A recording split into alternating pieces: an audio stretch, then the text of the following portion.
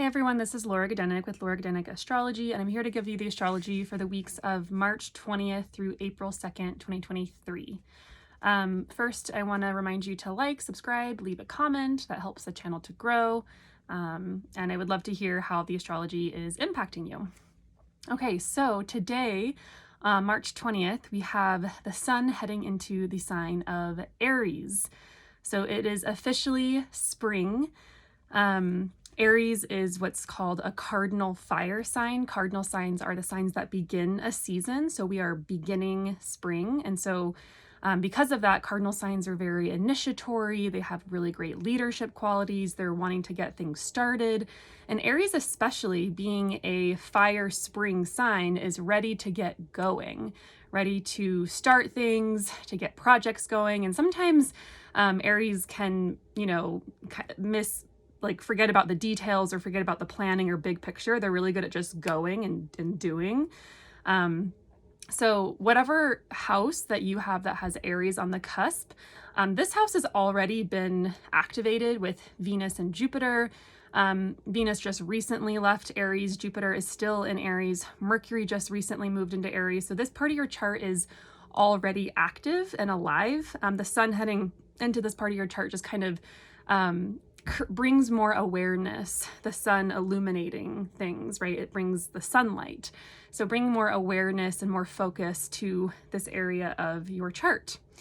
And as the sun moves into Aries and Mercury is also here, like I said, there's going to be still some echoes of what's been going on from the last couple weeks, especially since both Venus and Jupiter made a conjunction with Chiron, the wounded healer. So whatever wounds were activated around love, relationships, beauty, connection, even like your values, or whatever house that Aries is on the cusp of, like those topics might have been activated and kind of ouchy, or there might have been like a pain that was brought up in relation to those house topics. These themes are still in play. And it's likely that as the sun and Mercury move through Aries, there's going to be still conversations happening around those wounds, those pains, perhaps tying up loose ends. And actually, Mercury conjoins with Chiron on Sunday, the 26th, so next Sunday. And that might be a time where conversations are happening around the wound or what happened over the last couple weeks. Okay, on the same day, today, the 20th, Venus also makes a conjunction with the North Node in Taurus. Venus is a planet, once again, about pleasure, love, beauty, art, creativity, how we connect. And the North Node is often a point of expansion or growth or making bigger or even like being hungry for, kind of like, it's kind of like Jupiter in the sense of exemplifying or having a growth edge for. So pleasures made bigger, love made bigger, relationship themes made bigger. And you might notice that today, and maybe you've noticed it over the last couple days as well. I know I had like a really fun weekend, and it felt extra pleasurable and fun and connective. Okay, then Tuesday the 21st, we have a new moon at 0 degrees of Aries. So lots happening still in the sign of Aries and the house of Aries in your personal birth chart. New moons are always times of beginning, of starting something new, of planting seeds. And so once again, there might be a seed that's being planted in the part of your chart that contains Aries, whatever house that is for you. And you might even like watch that seed grow over the course of the lunar month. So a good time to plant seeds, to make and have intentions, create intentions, do a little ritual, etc. Thursday the 23rd, Pluto moves into Aquarius. Now this is huge. Pluto has been in the sign of Capricorn since 2008.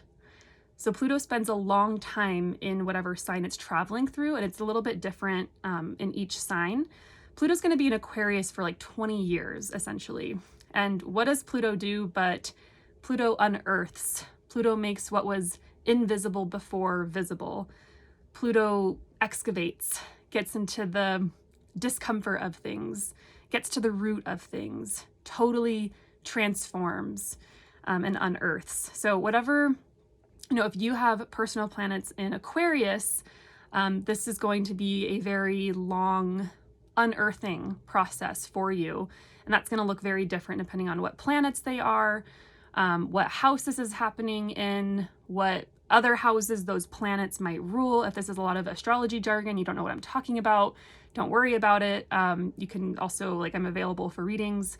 But essentially, Pluto going through Aquarius is going to transform not only the house topic that you have Aquarius within in your chart, but also Aquarian themes. Aquarius is about the group, how we participate in community and in organizations and with groups of people.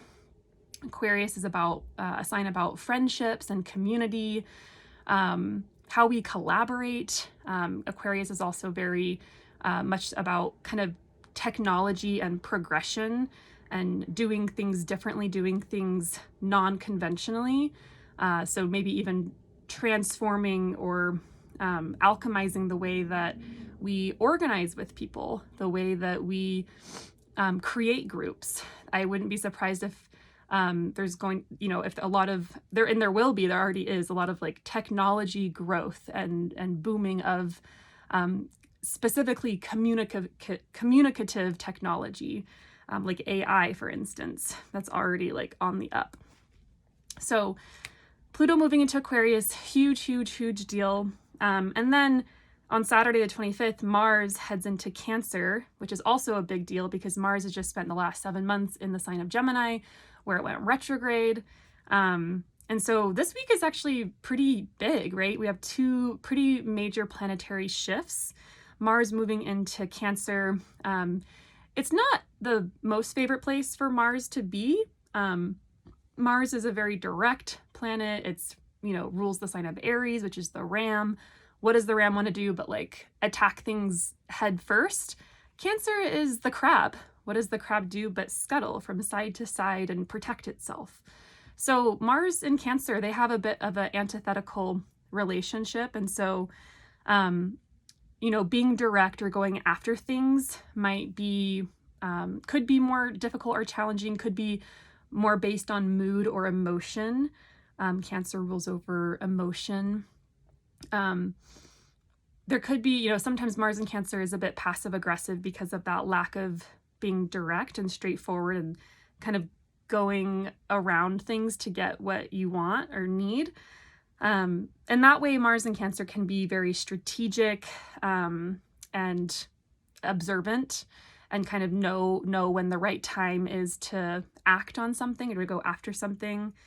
Mars and Cancer, like whatever house this is for you, there's going to be definitely more energy brought to that house, more motivation brought to that house, and those house topics, and also security being important here, right? Like how can we go after something in a secure way but feel like we have a safe haven that we can return to? So like, for instance, Mars will be entering my second house of money and finances. So how can I maybe make more money or increase my finances or maybe be a bit more courageous while also being safe, while also, not taking too much of a risk? There could be some potential conflict in the part of your chart that contains Cancer. Mars is the god of war, so watch out for that. Mars will be here for about 6 weeks-ish, I believe. I don't have the exact dates, but for a decent amount of time. And then once again, Sunday the 26th, Mercury makes that conjunction with Chiron and Aries, bringing more attention to the pain or the wound or what's been sensitive or irritable, and just having conversations around that. It could be a healing moment where someone's able to voice how they've been feeling.